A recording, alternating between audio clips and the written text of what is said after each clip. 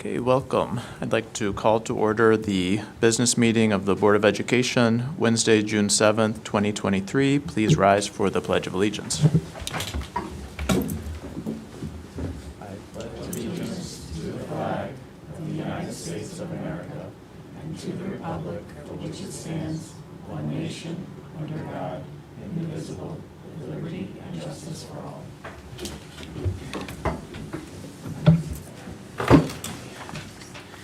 And item 2.3 is reiteration of executive session motions. We entered executive session for the purpose of discussing the personnel records of a specific employee. Thank you. So welcome, everybody. And we're sad that we had to postpone our retiree recognition, but we're looking forward to that soon. And want to invite the community to a board coffee tomorrow at 9 o'clock. 9 o'clock at, you said Flower Power. Last one. And this will be the last one of the year.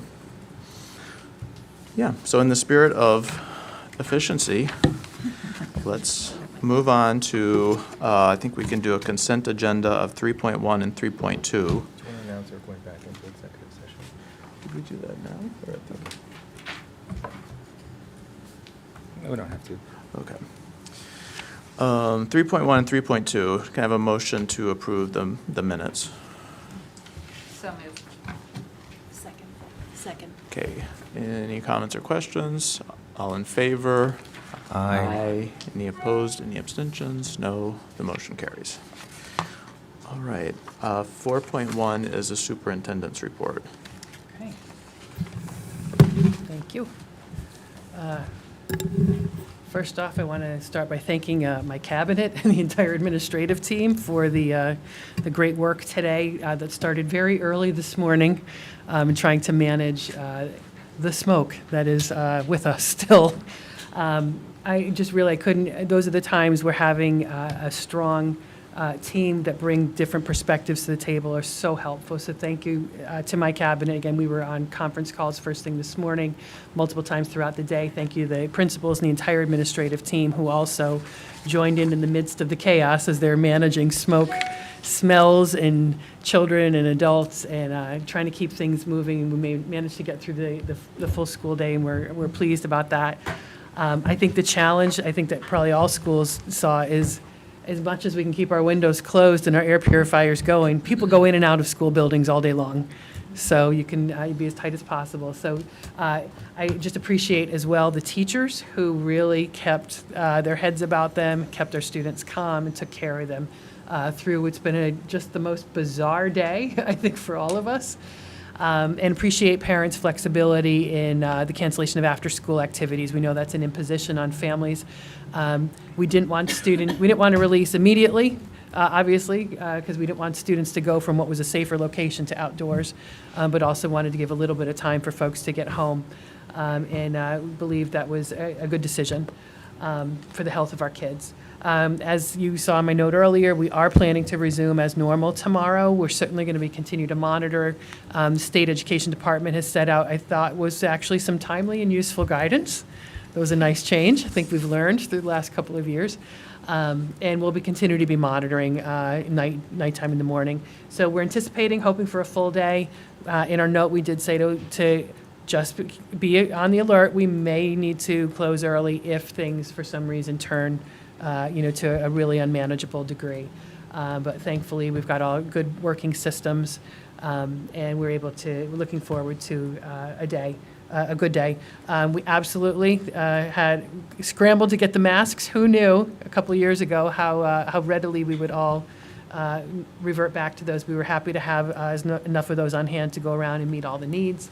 Thanks to everyone who got those distributed so quickly.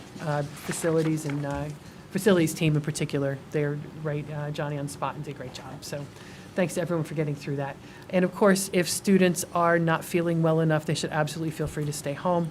If they have health issues, please, and I think our nurses probably know about those health issues already for asthmatics, allergy students, but please just stay in touch with your school nurse if you have a child in particular who's got some some sensitivities to especially anything related to, to breathing. We want to make sure students feel safe and are healthy. As well, as Michael said, disappointed we had to postpone our retiree recognition. We have two really wonderful employees that we were going to honor tonight. We're shifting that to our next meeting in the hopes that they and their families can still come, in the hopes that it won't smell like a bonfire. A couple student commendations tonight. We continue to see great performances and achievements by our students. So from our forensics program, over the Memorial Day weekend, the high school forensics team traveled to Louisville, Kentucky for the NCFL Grand National Championships, where over 2,089 students competed at the University of Louisville. Congratulations to our dynamic duo once again, Liam Ginsberg, Jeremy Tam, in duo interpretation, as they advanced to the octafinal round and placed 43rd in the nation. So those two, I don't know how they do it, because they're in all the performances and in the forensics and in the science research. They do everything. But congratulations to them and their families for their continued success. Also, we wanted to share that the 2023 Pelican Yearbook has been included in the Herff Jones Portfolio version 28, which is showcasing of the best high school yearbooks in the country. It's a huge honor, and the yearbook staff is incredibly excited about this recognition. I'm always astounded at the level of photos. The color quality of the yearbooks is really second to none. And I know many of us at the district level have worked in a variety of high schools, and I continue to be impressed with the quality that our folks turn out. And a thank you to our advisors. It's always a tough advisorship to fill, but they do an outstanding job. Hopefully some of you made it to the recent Young Playwrights Festival, another great culminating event with playwrights, written, acted, and directed plays by students, short films, music, and plays. So that was Friday night. It was a fundraiser. We heard some really great feedback from that, so congratulations to those students. True example of authentic learning that our students engage in. Another quick achievement that, from our students, our rugby team, one of the only ones still in the action at this point. They continue to excel. They beat, it looks like on June 3rd, they beat Rye High School 27-12, and are now heading to states as the #2 ranked team in the state. So congratulations to Mr. Persanis and our rugby team. They do a phenomenal job, and we look forward to them representing us at the state level. A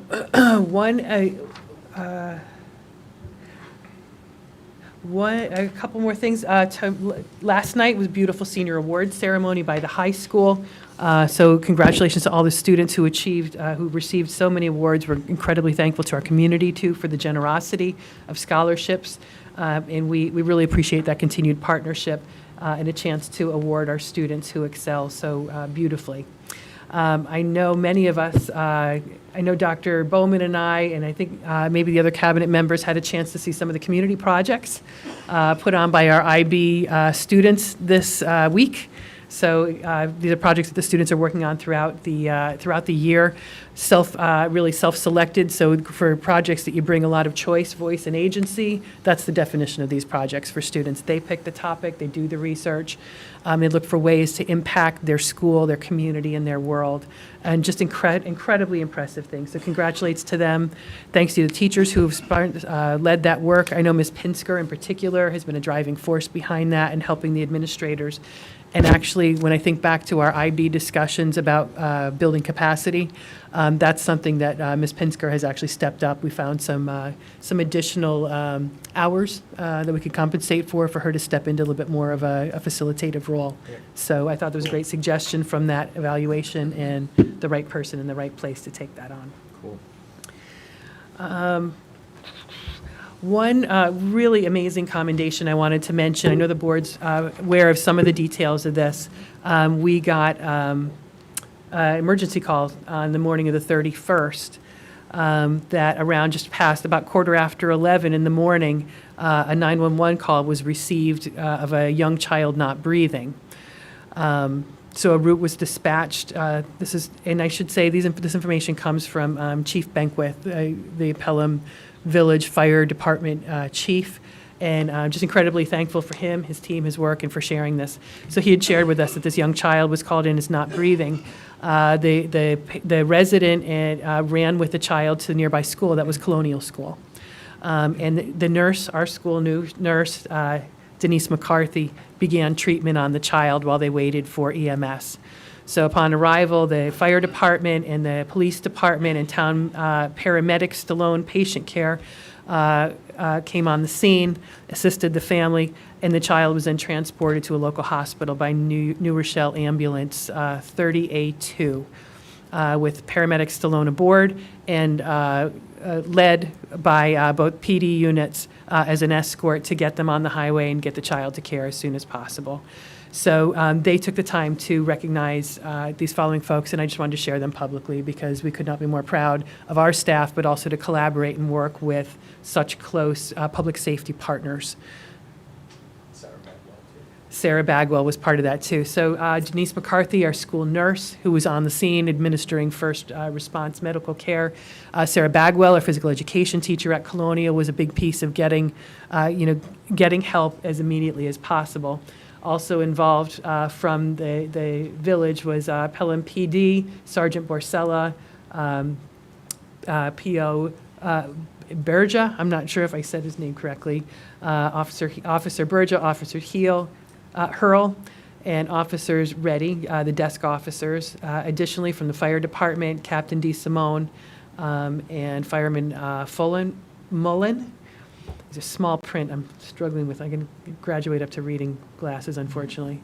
And of course, paramedic Stallone, and thank you as well to the control dispatch that coordinated the efforts. So we just could not be more thankful and wanted to recognize them publicly. I think just a couple more items. I know brevity is a gift tonight. So tomorrow night is scheduled to be our athletic boosters dinner. We're hoping for good, clear weather. So I'll be talking with Ms. Sabia in the morning about that, but we're looking forward to that event as of right now. It is always one of the great culminating events of the year. And I'm just going to share actually two more items. One, I see a guest in the audience who I'm imagining is going to come to the microphone shortly. So I just wanted to reiterate, just from myself, since it's June, I wanted to share a few words about Pelham Pride as I see it. Our strategic plan states in its preamble, the Pelham school community will develop empowered, adaptable, well-balanced individuals who are equipped to meaningfully contribute to our local, national, and global society. Throughout each year, whether under the auspices of the strategic plan, the DEI policy, or our charge from New York State, as educators, we come to this work to make sure that all of our students, all students, feel seen, heard, welcomed, and have a sense of belonging in our schools. I am confident that everyone in this room agrees on that. I felt it was important to reiterate this tonight, and the care for our students and their families is always at the center of what we do. I will, just acknowledge that all of us navigate, every single one of us, are navigating some very challenging political waters every day in our lives, whether it's here in our schools, whether it's outside of school. But the work that we do here is always about that care for our students. So I had a mentor in my prior job. He's still a mentor in my life. He was often heard saying something, and it always made me nervous when he said it, because I was like, I hope they don't misunderstand what you're saying. But I'm going to share that tonight, and I understand now more than ever really what he said. My mentor often said, people talk about not having political parties in schools. We've talked about that as well. People talk about not having political parties in schools, but he always said, I have one political party, and I'll let you know what that is. My political party is the kids. And I understand now more than ever what he meant by that. And I always thought he used it at moments when it was important for him to plant a flag about what's important. And so that's why I share it with you tonight. While we may not always be perfect in what we do and how we do it, I'm never going to stop striving to create a school or a district where students are empowered, adaptable, well-balanced individuals equipped to meaningfully contribute to our local, national, and global society, and where all really means all. So I know this is something we all aspire to, and something that is only going to be accomplished when we all do it together. So I just thought it was important to share that tonight in unity with everyone in the room. So thank you, and I look forward. I know that we're going to be meeting on Friday too, so I look forward to that. Well said. Thank you. And finally, less aspirational, but important nonetheless, in your blue folders for the board, it didn't need to be in the blue folder, it just happened to be, that's where we gave it to you. There is a revised copy of the calendar. I'm sorry, I collected them back, so let me pass this back real quick. You can just take any one and just find the calendar. Dr. Bowman's been working with an ad hoc group from the secondary level to try to tweak how we do parent-teacher conferences. So what we wanted to share with you tonight, just to make sure you had questions or anything, ask those tonight, and then hope to bring it back to you at our next meeting for approval, is a slight adjustment to how we're handling conferences in the spring that I think will accomplish many things. It's going to maintain the same amount of time for conferences, but we'll do what certainly there's been some advocacy around for a little while, is provide us an additional superintendent's conference day. I'll pass it this way. So Alice, would you be kind enough to kind of walk us through the shifts? Sure. Thank you. Is there one extra? Yeah. Here, you can take this one. I know what it So looks like. traditionally, and according to contract, there are 2 evening parent-teacher conferences, 2 afternoon parent-teacher conferences, and 2 morning parent-teacher conferences, which adds up to 6 events, 6 units of conference, which is maintained. What we've done is distribute them differently so that instead of having 2 of each for the upcoming school year, we have a full day of conferences in the fall and also an afternoon and evening conference. So that's 4 units in the fall and 2 units in the spring, so that there's an afternoon and evening set of conferences in the spring.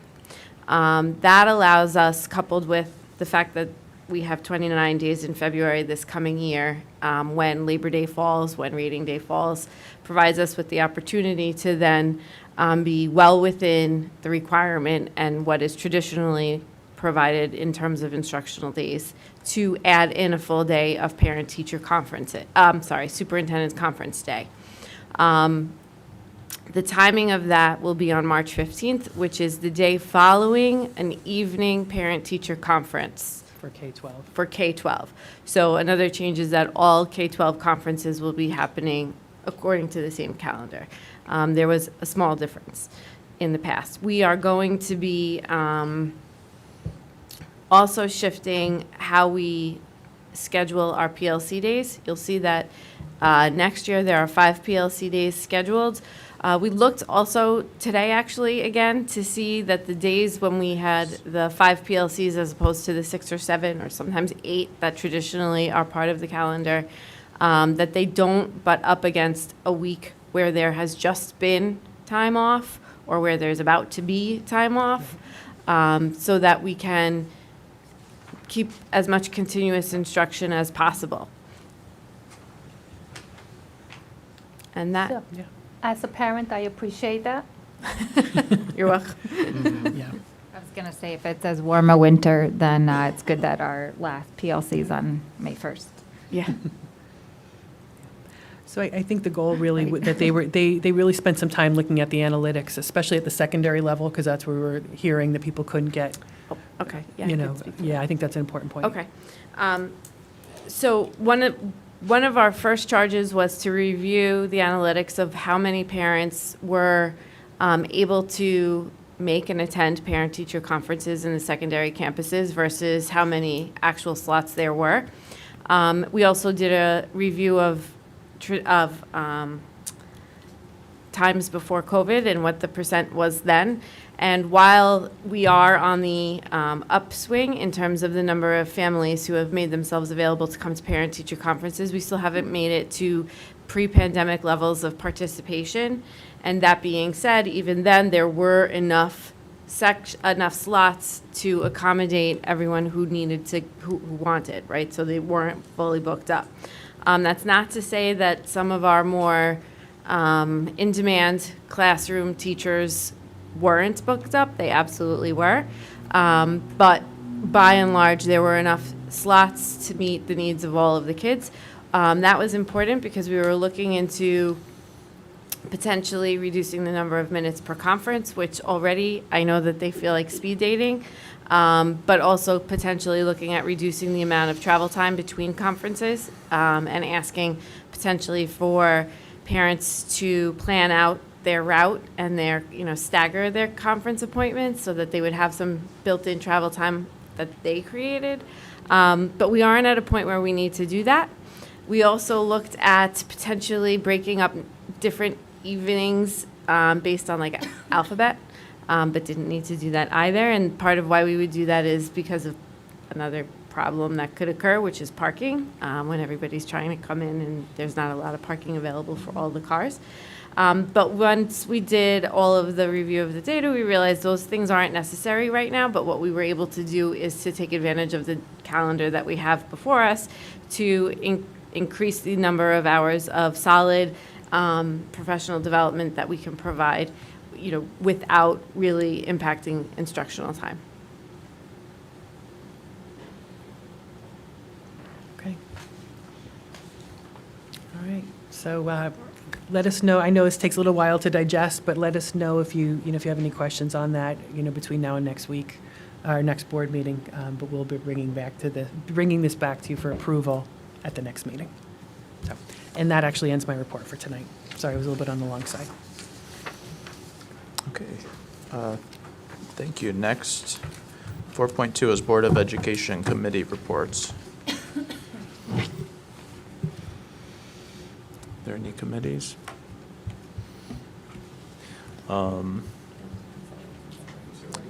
We do.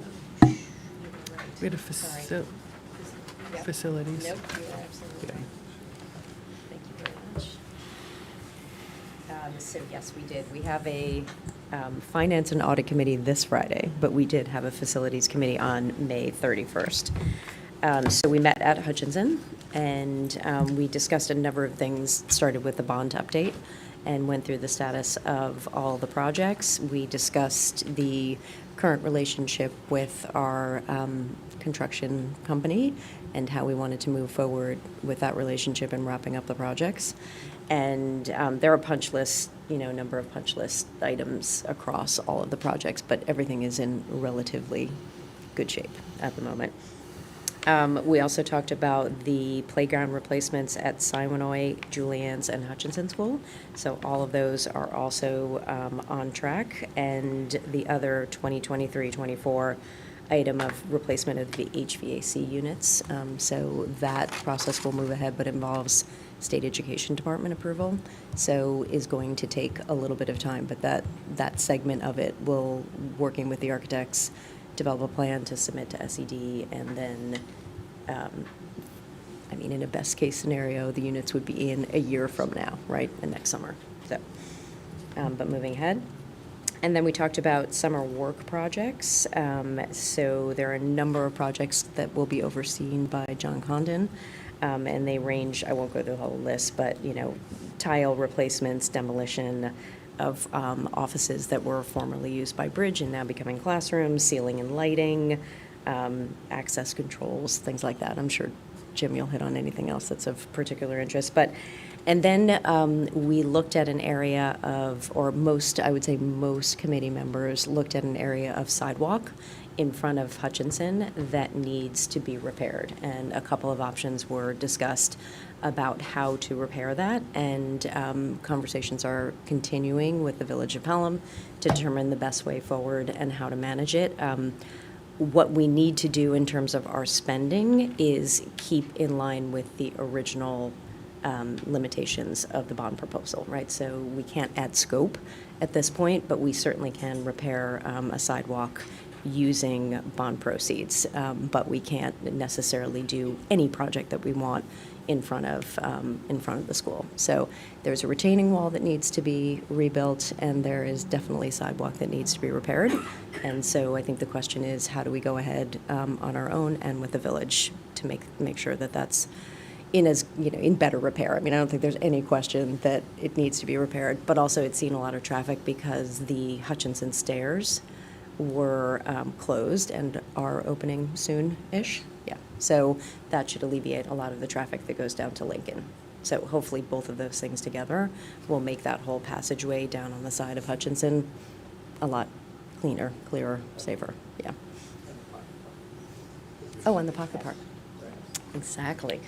So last item we talked about was the Pocket Park, which is the area on the corner of Lincoln and Third, on the corner of Lincoln and Third, that has basic landscaping now and irrigation, but could definitely use, a little bit of enhancing. And there are also a number of memorials that were moved when we rebuilt the school, so we have to think about how to best put those back somewhere in that park area or somewhere else. So the committee will continue to think about that and think about working with partners. A number of partners have raised their hand to want to work with us, so Pelham Preservation is one of them. There are others as well, too. So that pocket park, I think, looks actually quite good right now, but I think everyone feels like it could, yes, exactly, could look a little bit better. I would just Think that covers add it. on that, Jim and I are meeting with a representative from the village in the morning, before the board coffee. Oh, before So, the board, okay, yeah. great, perfect. Thank you so much for having that right when I needed it. We also had an authentic learning perfect. committee meeting last week, I think. Falling short on all the details other than the main event was about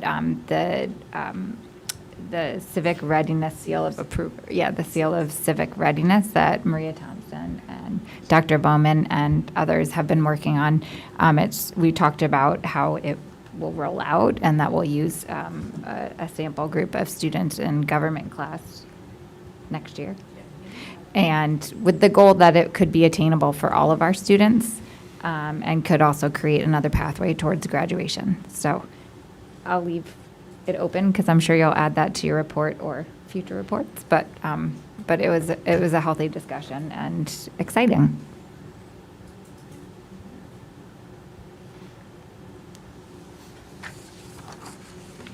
All good? Good, thank you. 4.3 is Assistant Superintendent's update on authentic learning. Is it in Start your with the report? seal of civic readiness. Okay, sounds good. I'm glad I didn't steal your thunder. No, it's all fine. So the committee has been meeting. We last met as a committee on Monday, May 22nd. The application is almost ready to be submitted to New York State for approval. And as you just heard, our first group of students will be next year's AP Government students. We've been working to set up a process for any assignments that need to be tweaked to meet the criteria for allowing the course to count as, toward achieving the seal. So we set up a committee of teachers and professionals to make sure that any tweaks are made according to what the regulations require. And we're working toward making it so that in the future, all of our students will have the opportunity and be set up in a way that they can achieve the seal as graduates of Pelham Memorial High School. As was mentioned, that is a pathway to graduation. So all students in New York State have to pass 4 Regents exams plus 1. The plus 1 is generally another Regents exam, but there are other pathways. The Seal of Civic Readiness provides the opportunity for a student to get the plus 1 in a way that doesn't require a 5th Regents exams passing score. So we're looking forward to that becoming part of the culture of Pelham. We have been very busy looking forward to next year, the next school year, in the last, I'm going to say 4 months, but particularly in the last few weeks. As I've mentioned, we are going to have Michael Reddig come and speak with our elementary and secondary folks about any tweaks that need to be made to their master schedules or how it's going to, how we might make more than tweaks at the secondary level to accommodate the needs of our students. We are going to be focusing on our MTSS system next year, and as part of that, looking to see where we want to begin. I spent the last few weeks in each of the elementary buildings looking at their IE blocks and seeing, how do they run? How are we providing interventions and enrichment on a daily basis? And what I did see, because of the time of the year, is that our end-of-year benchmarks are being administered. Our kids are very, very busy. I want to say that almost to 100% students are using Dreambox, which is the math program that we've adopted, I want to say last year, that does give very focused intervention and enrichment opportunities for kids. And teachers have been really doing their due diligence in trying to focus some of the assignments that kids get, because you can see which standards there are gaps in learning, and you can assign students based on those trends that you see. We had STEAM Day on May 23rd, and it was wonderful. Classes in each of the elementary buildings, or students in all of the elementary buildings prepared their projects. They presented their projects a little bit differently in each of the buildings, but that's part of the beauty of having 4 different buildings in one shared vision. Our technology department was able to, with the help of Mr. Sabalas, Ms. Del Mastro, and many of our student representatives from the high school, live stream throughout the course of the day each of the different buildings' presentations. Some highlights that I want to just share is that there were chandeliers made out of repurposed K-cups. There were all sorts of different things. We had some students at Hutch who created bird feeders so that they could have cross-pollination, because according to the students, the new building is beautiful, but you cut down a lot of trees. And so we need to make sure that we have opportunities for the birds to help out with that and have there be more cross-pollination. Tomorrow, we are going to, hopefully, if the wildfires in Canada cooperate, have our PSEF, which is the Pelham Science and Engineering Fair, which has been advertised for all of our 4th grade students across the district, in collaboration with the Junior League of Pelham. And so we're looking forward to and keeping our fingers crossed about that. We are also tomorrow hopefully going to be able to have the launch of some of the rockets that our AP Physics students have been busy building in the post-AP Physics classes. As happens when the air quality and the weather doesn't work out well in NASA, we had to ground them today because we didn't want people outside. But we're hopeful that tomorrow they'll be able to do that, collect the data on their launches, and then make any changes to their designs and launch again so that they could see how the design changes have impacted the launch. We also had our Science Research Symposium on May 24th, which was an excellent event where all of our seniors were able to showcase their research that they have done over the course of the time that they've been in high school, as well as our underclassmen.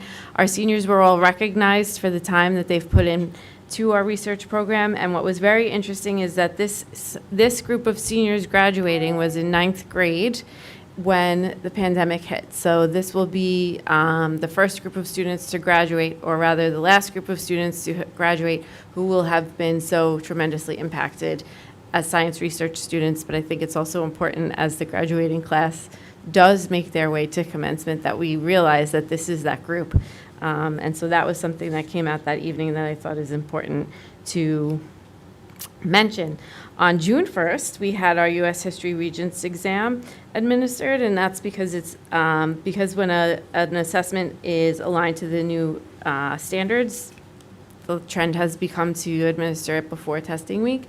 And so if you recall, the last few years, the U.S. History Regents was not administered. Last year because of events in the news, years before because of the pandemic, and so that was exciting. Not to make everything all about science and social studies, we did have our art exhibit at the high school over the last few weeks, which was fantastic. If you had an opportunity to see, you would be blown away by the skill and talent that these kids have and are able to display. And I know in the evening there were opportunities as well.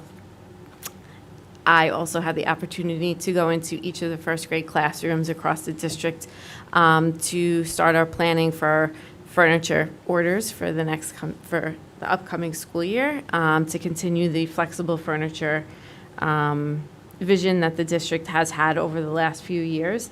But as a way to kind of reflect back the just how wonderful our flexible furniture plans have been. We hosted 3 administrators from South Glens Falls because they had heard about how amazing what we do here is. They are from the middle school there, and they came to see the library, but they were also shown around the district so that they could see the wonderful work here. And what was interesting is that when our timeline was being presented to them, they said, we've had a pretty similar trajectory, but we're a couple of steps ahead of them. And so very exciting to be able to have that kind of accolade come back toward you. Additionally, for next year, we're looking at ensuring that grades across courses are comparable. So we're looking at weighted averages versus total points for grading and having conversations around that. And just for clarity's sake, there have been no changes to anything. So, we're looking to move things forward. Open enrollment stays the same as it is right now. But we're just looking to make sure that the systems that we have in place are working to the best of their ability for all of our students. And that's my report. Since you mentioned open enrollment, because we, I think we've kind of discussed some unintended consequences. Yep. Like, students then, struggling in a class, having to change classes, ending up with some classes oversubscribed because of people switching after, the initial schedule is created. And yeah, so were there any additional guidance or any changes to the open enrollment? Well, you opened with some of the unintended consequences being, and the goal is to avoid unintended consequences and stick with all consequences being part of the plan. And so my intention is to really spend time diving deeply into, so what are the implications of having a system like this? What are the intended, unintended consequences? Are we achieving the goals that we wanted to achieve? At what cost? Some of the things that you pointed out have been brought up for sure. And those start with processes, right? And so part of those processes are about making sure that across courses and across discipline areas that there is equity in what students are experiencing, right? Because for a teacher to make a recommendation to a course based on a grade that the student, you want to make sure that that grade would stand no matter what section of the course they're in. We want to make sure that the recommendations that we give are really based on the professionals in the room who know the child in that context after having been with them for 180 days. But we understand that, development doesn't happen across a line. It's not linear. And so you may have a student whose grade point average may not indicate that they're ready for success in another course, but you certainly don't want to put up barriers to opportunities for students. You just want to make sure that everybody has the information that they need to help the child make, and the family really, make an informed decision. So we're working towards that, but in the interest of making sure that any changes that were made were fully vetted, and you can't avoid everything being that you can avoid every possible problem, but trying to minimize that, I'd rather take the time and do the research, and that's where we are right now. Okay, thanks.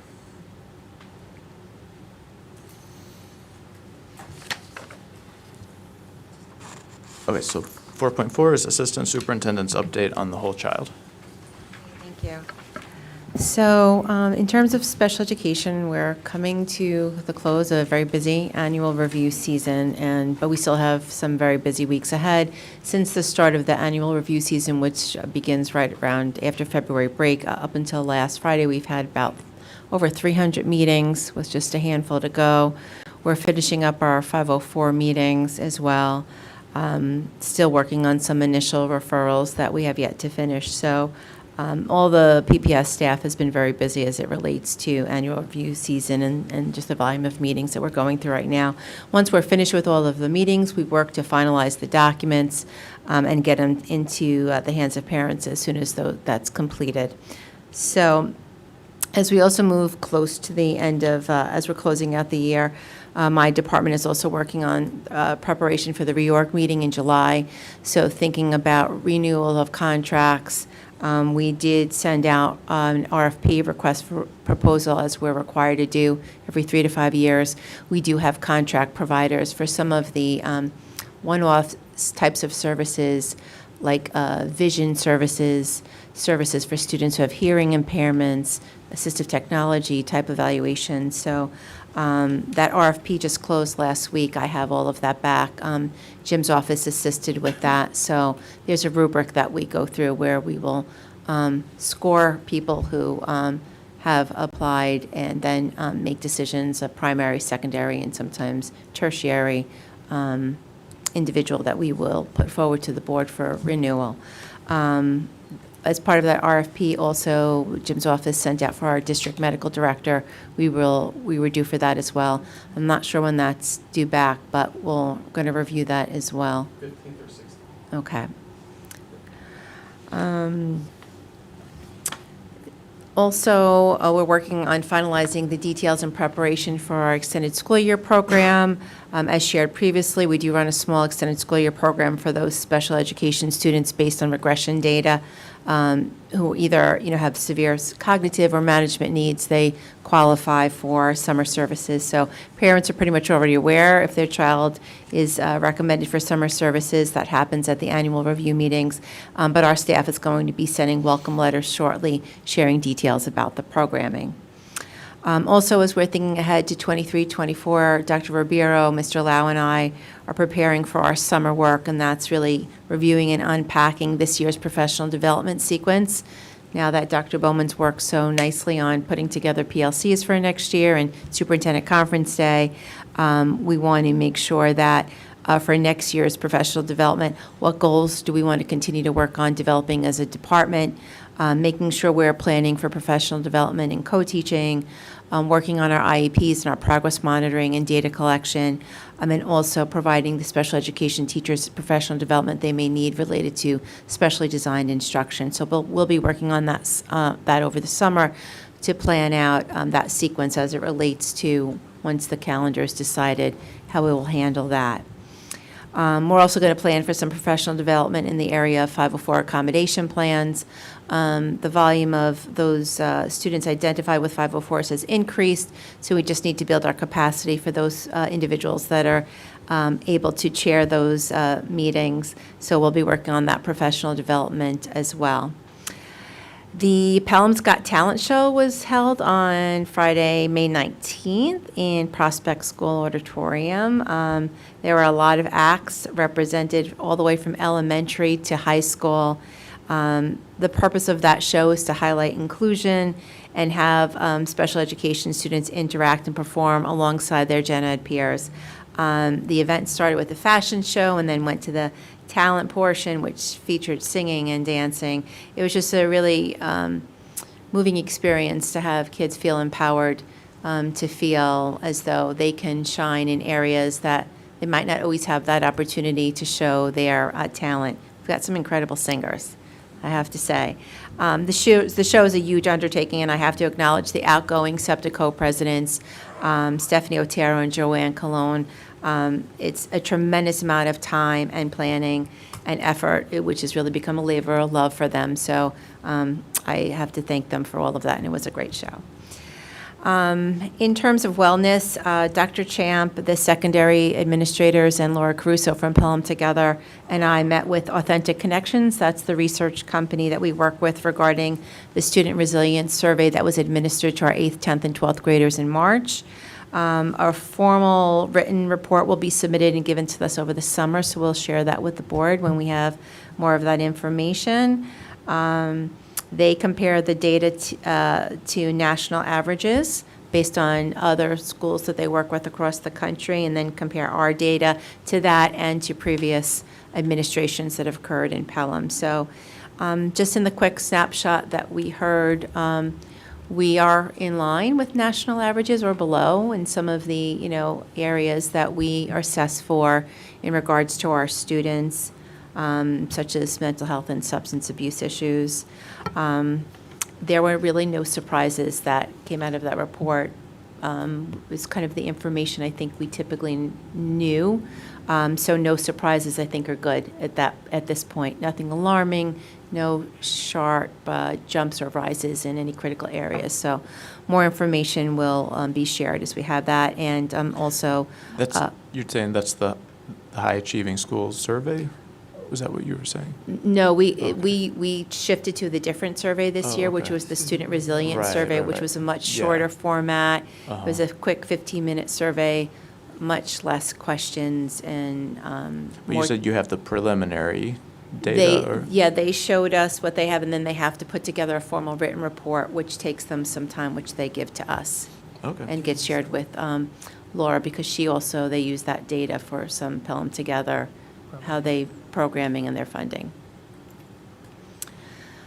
Just lastly, in terms of professional development in regards to wellness, we do plan to continue our work next year with Cognitive Behavioral Associates. That's the group that provides support for all of our support staff, the psychologists, the social workers, and professional development and consultation on that DBT, which is our Tier 2, Tier 3 interventions for our students who struggle with more mental health issues, the depression, anxiety, school avoidance. We also plan for continued professional development with Responsive Classroom and Earl Hunter, and how we're going to expand that work next year. In regards to our counseling department, the middle school counselors have been working very closely, and the support staff also with Ms. Sabian, Mr. Llewellyn, as they continue their work with Rosalind Wiseman around character education. So I think last week the support staff had worked with Ms. Wiseman and her colleague, Destani Douglasberger. They developed character statements. Last week I attended the faculty meeting that the middle school had with Ms. Wiseman and Ms. Douglasberger to talk about the character statements and how they're planning to roll out some more of that work in the middle school.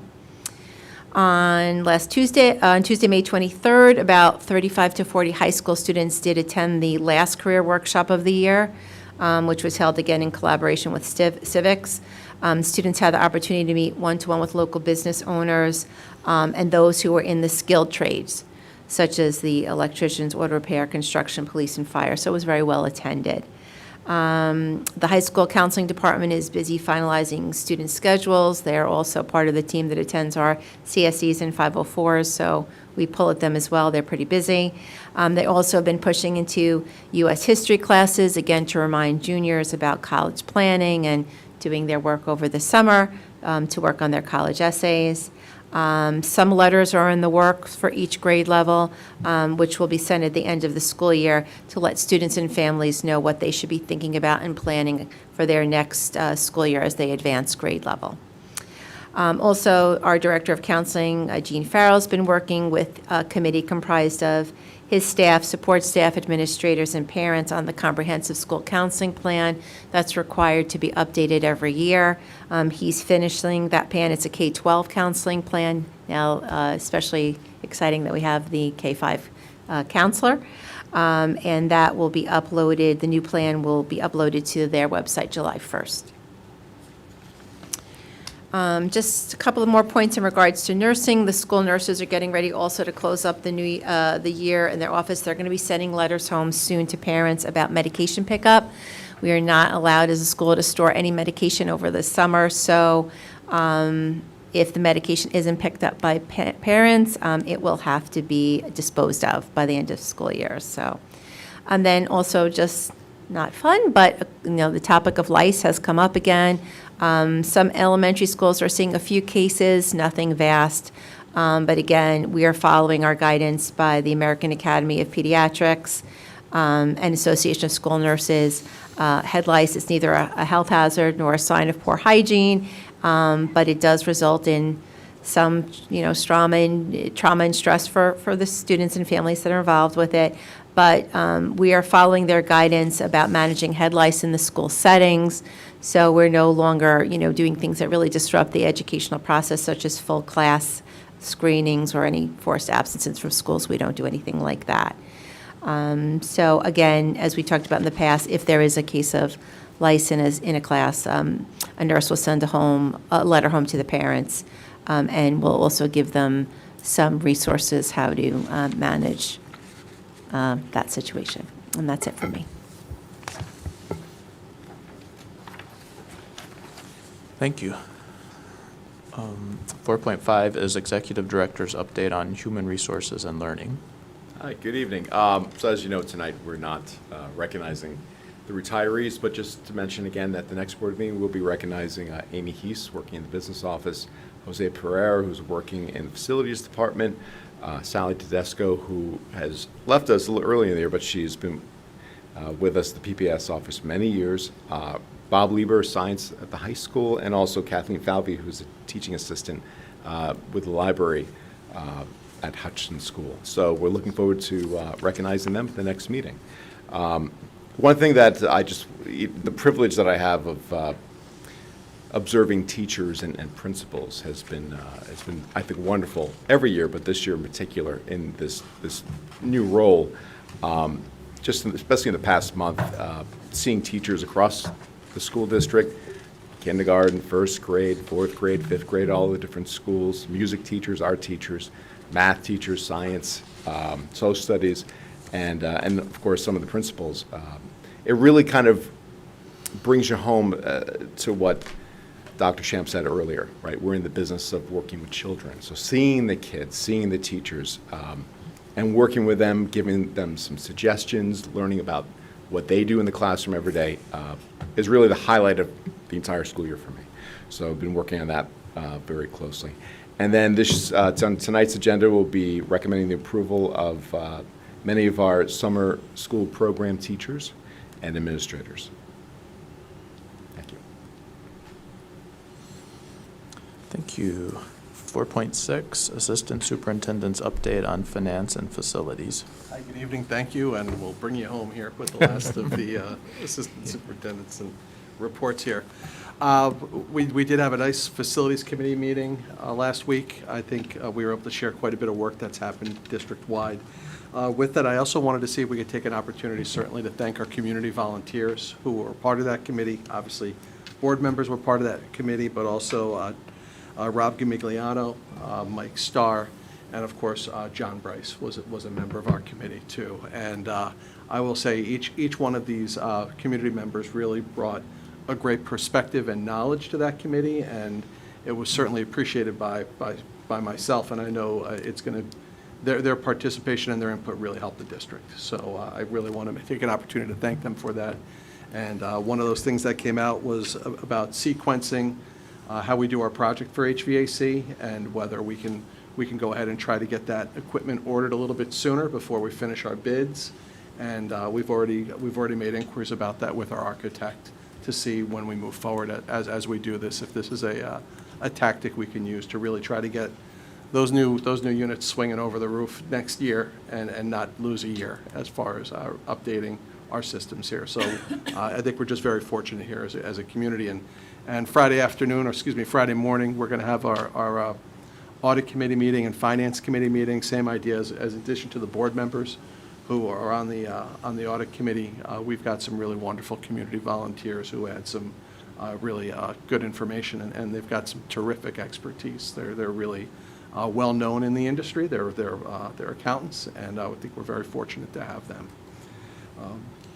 In addition, the Facilities Committee meeting, one of the items that was discussed and that is up before the board this evening is the recommended approval of the award to KG&D Architects to do the district's 5-year building conditions study. I think we talked about that at the last meeting and a couple of meetings prior to that. And also for KG&D to provide architectural and engineering services to the district. So with the appointment of KG&D, part of that work, as far as working on the HVAC work, that's work that can begin immediately. And certainly with our building condition study, they had an advantage in knowing our buildings and being able to identify things at our buildings that they've worked with over the last 5 years through our 2018 bond. And they were one of 2 proposers. Gave a very competitive proposal, and I think the board and the community will see the output of their work when they complete that building conditions study. So that is an item that's on the agenda and up for a vote tonight, and recommended by the Facilities Committee. Another item discussed at the Facilities Committee, and we discussed a large tree in front of Siwanoy School. We'll call it a legacy tree. It's a big oak tree in front of Siwanoy School, and it's not doing so well right now. And we've asked our arborist, tree management company, to come and take a look at it and to give us a recommendation on where we think we are with it. And that's kind of how we work with our professionals. We know they certainly add our trees and our plantings and everything else really beautify our schools, and it certainly make our environment that much better. When a tree hits a certain time, though, it may have to be removed. And if that happens, we're certainly going to communicate that ahead of time. We'll have a written report from our tree management company, share that with the board, and we're going to replace that. Unfortunately, a new tree doesn't quite look like an 80-year-old tree and provide the same shade as a fully mature tree. So the look will be different, and it's people feel very passionate about the legacy look of their building and everything else. So we want to be sensitive to that, and certainly we don't know exactly what's happening right now, but at the same time, if you look at the tree, you can see there's something going on there, and we want to make sure the board is aware of it, and let folks know that we are aware of it, and we're going to take these steps before anything is done. And Mr. Johnson knows, I guess, about this, and I'm sorry? The Principal Johnson. I believe Mr. Condon's had a conversation Okay. with them about that, yeah. I'm just imagining, like, the community, the kids may want to have some sort of, farewell to. Well, you haven't decided yet, or you have? We haven't decided. I would say, again, we'll see what our experts tell us. Might be better to have some closure, right, but, before yeah. you just show up at the end of the year. Yeah, so again, it's never, we don't want to be the angel of death of trees here. That's not where we are, believe me. It's up to the arborist. It's but again, we will make sure when things like this happen, we understand that, it's sensitive and it's emotional, but at the same time, we want to make sure that, our students and our community are able to create a new legacy in planting a new tree and something that they can remember moving forward as well. So just that's potentially out there. I want to certainly make sure that the board's aware of that, and it's something we discussed at the Facilities Committee meeting as well. What else are we doing here? Obviously, we're postponing our retiree recognition, so we're still sharpening our knives for when we speak about Amy Hees next week or in our next meeting. Obviously, I wish the board would take back her retirement, but we're also very excited for her and her husband, and we'll have an opportunity to talk about them the next time around. At the Finance Committee on Friday, the committee will talk about the year-end updated forecast to see where we look like we're going to be as of June 30th. Every year we come before the board with resolutions consistent with recommendations from our Finance Committee about reserves and fund balance report. That's an annual report which we provide, and that'll be an item of discussion for the meeting. Additionally, our external auditors will be present at the meeting to discuss the upcoming audit plan as we close out the fiscal year. And as a business department, we're working on closing out the current fiscal year. At the same time, we're starting up the new year, and we want to make sure we hit the ground running July 1st as we move forward. We're working on our facilities work because we know we have plenty of work. It's like, the makeover show. We've got 2 months to get a lot of work done in July and August. So we're prepping to get that work done in the building put together again for September. We're working on the cistern and the punch list work at Hutchinson School, which is part of the LEED silver acknowledgement, or work to try to reach a LEED silver status equivalent, and that work should be progressing shortly. So that's really great too. It's another step in completing out the work at Hutchinson School. Other than that, Jim. we're just moving right ahead. On that note, how many Yes. items are left on the lead benchmark items? Well, I think as designed. List. Yeah, as designed, I think this would complete. This is the last The of lead, those all the items. points. We have the bike rack, we had the cistern, We have the recharging station is functional in the parking lot at the school. One of the alternates that was on the list for the bid was for a green roof. That was not necessarily needed to reach that particular status, but that was one of those items that was an alternate when the building was originally built. So we won't be doing that. Yeah, that was not awarded as part of that, so Okay. that's, and you wouldn't award it from the current board, the current bid, it's too far away from when it was bid.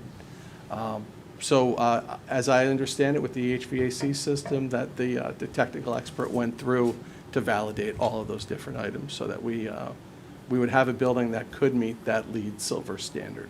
And I know that because we didn't go with the exact lead process and pay Right. for the plaque, essentially, there won't be, a statement in the front of the building, but is there any plan to communicate that in some capacity, like on the Hutchinson website, or, once it's completed, to be able to say it's been benchmarked That's against? certainly something we could look at. We know the architect was working with that consultant as the work was being finished up to make sure that the construction had qualified for all the necessary points to meet that requirement.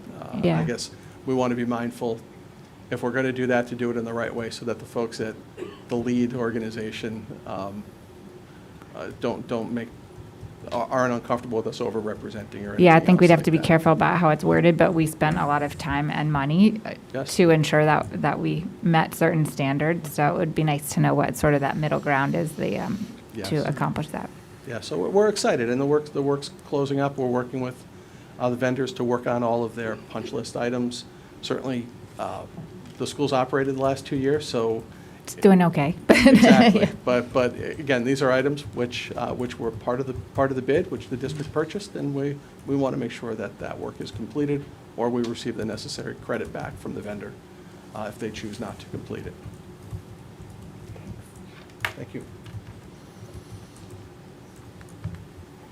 I did want to ask if there was any update on Friends of Pelham Sports and the, On the Fitness work that rooms. they're doing? Yes, so I've got an email today, and we're going to be meeting again next week. We met last week.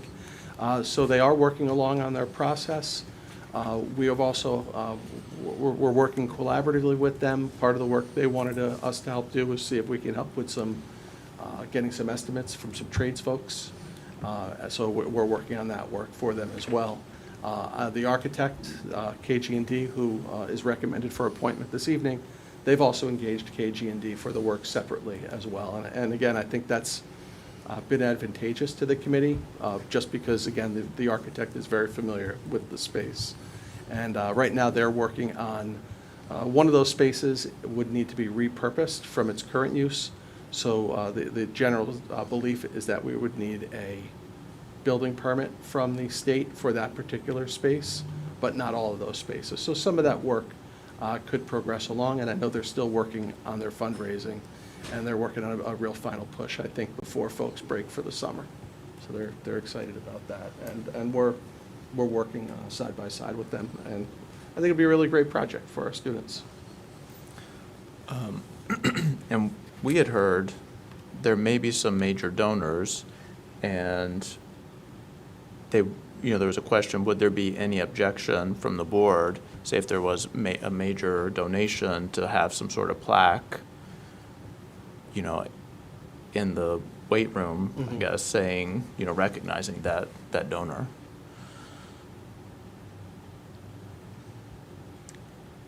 I don't know, I know we had a little bit of conversation. I don't know if I have the most up-to-date information, because I don't know if you had a chance to connect with them or not. I think they understand the constraints, that there is no, for example, there's no permanent naming right that could happen in a school, and that I think generally, if there's someone who wants to support the effort and the plaque is put up, my sense is most folks on the board would be comfortable with that. And I think the way that the attorneys explained to us is the board, as the board knows, you accept every donation via board action. So I think when the time would come, then the Friends of Pelham would then have to submit the donation with. Who it's from. yeah, with the specifications of those conditions, I think was the words the attorneys used, but generally was, if they're thinking along the lines of a thank you or recognition plaque, that seemed fairly simple.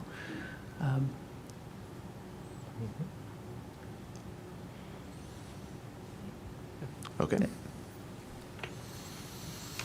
Okay, thank you. Do we need to say anything else about the sidewalk? Again, we talked about it at our facilities committee meeting, and then Dr. Champ and I are meeting with representatives from the village tomorrow. And again, we want to work closely with all of our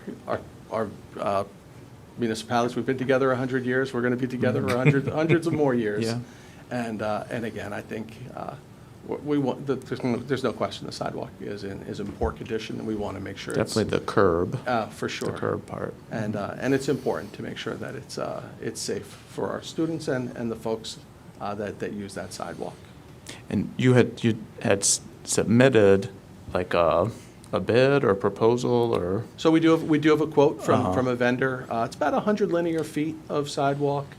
There's an area where you can tell somebody a long time ago made a quick fix with some bluestone, and they spiked it in to hold back some of the earth, and it's done a fine job the last 50 or 60 years, but it's probably time, its time has come and gone, and part of this work contemplates replacing that area and putting in kind of a block wall on the school side of that sidewalk to really hold that earth back. And I think that bluestone is kind of encroached a little bit on the sidewalk. You probably, if you say a parent was there with a stroller or something, you'd probably lose a couple of inches of clearance. And there's like 3 or 4 road signs in the sidewalk too, There, right? at the bottom, there's there's a stop sign and another traffic control sign, I believe. So I think But that's doing not, that- we didn't put the road signs there. Those are traffic that's control the village. devices, yeah.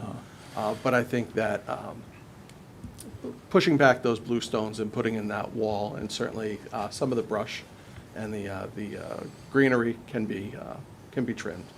And I think that will certainly Because help it does kind of mitigate. hang down. It Maybe does. just open it up with the, It does, and I think with that, I think the walkers would find some additional clearances, not to mention a much better walking path. And with the opening of the stairs, it's another pathway for our students to be able to access the site in the morning. It's the original set of stairs. There's some capping that's been put on those treads, and makes them safe for folks to go up. but the village manager has had that proposal for We shared that with them, and then a he few, wanted. like about a month or? Probably about that time, Yeah. yeah. And then we'll sit down and we'll work through it. And I think ideally, we'd like to have a nice new sidewalk for our folks. But we have an idea of what our expense in that should be because we have the Yes, proposal. we've got the so- quote, and it's, obviously, we used it from a vendor. The nice thing is we have some piggyback rules, so another municipality, a government agency put out the quote, we identified the vendor that way, and. But that we're would be able a to good get- reference point, if there's any discussion, like we Absolutely. have that quote, we have that number, so. Right, we've got a written quote, so we're prepared to do that work, and we have that same vendor we've identified to do the concrete slab for the playground at Hutchinson School as well. So Maybe a package ideally, deal. when they're there, it'd be great Uh-huh. to get it all done at the same time. Okay. 5.1 is communications and comments from the public. No. Okay. So I think we can do 6.1 through 6.6 as a consent agenda. Do I have a motion to approve those items? So moved. Seconded. Okay, any comments or questions? This looks like a trip to Spain. I'm really happy. We approved Italy and France, so I took Spanish, so I'm like, well, gotta go to Spain. This is the facilities consultant is in here? Yes, Mhm. for KG&D. Dispose of equipment. Any questions? All in favor? Aye. Any opposed? Any abstentions? No. The motion carries. 6.7 is a motion to accept donation. Do I have a motion? Second. Okay, and I'll read this. Resolved that upon the recommendation of the superintendent, the Board of Education does hereby accept the monetary donation of $29,200 for marching band uniforms to support the marching band program at Pelham Memorial High School, and that gratitude be bestowed upon its donor, the Pelham Education Foundation. The Board of Education does hereby authorize the district to enter into any related agreements to procure any goods or services required under the terms of the grant. And that upon the recommendation of the superintendent of schools, the Board of Education does hereby accept the donation of Roland electronic drum equipment and components to support the Pelham Middle School and Pelham Memorial High School Band, and that gratitude be bestowed upon the donor, the Dennison family. And I think that's a local family that is donating this equipment. And of course, the Pelham Education Foundation is being very generous. And I think many of us enjoyed the band's performance at the Memorial Day parade, so they did a wonderful job. All in favor? Aye. Aye. Any opposed? Any abstentions? No. The motion carries. I'd accept a motion to do a consent agenda of 7.1 through 7.3. So moved. Second. Okay, any comments or questions? Any highlights for the personnel? Just some of the summer stars positions. Mhm. Also, one of our teachers will be taking a leave to fulfill another role for us, and we want to thank her for that. Great. All in favor? Aye. Any opposed? Any abstentions? No, the motion carries. Okay. 8.1, I will accept a motion to approve Schedule D. So moved. Second. All in favor? Aye. Any opposed? Any abstentions? No, the motion carries. 9.1 is new business. Do we want to discuss retreat dates at all at this point, or we need to do more work on that? I'd probably be more efficient if I just Yeah, am able to distill my emails down. okay. It'll probably be quicker for everyone. Okay, 10.1, another comment for communications and comments from the public. Okay, and what's our appetite to continue on after this? Yeah, okay, so I'll accept a motion to adjourn the public meeting and enter into executive session. So moved. Second. All in favor? Aye. Any opposed, any abstentions? No. Okay, thank you.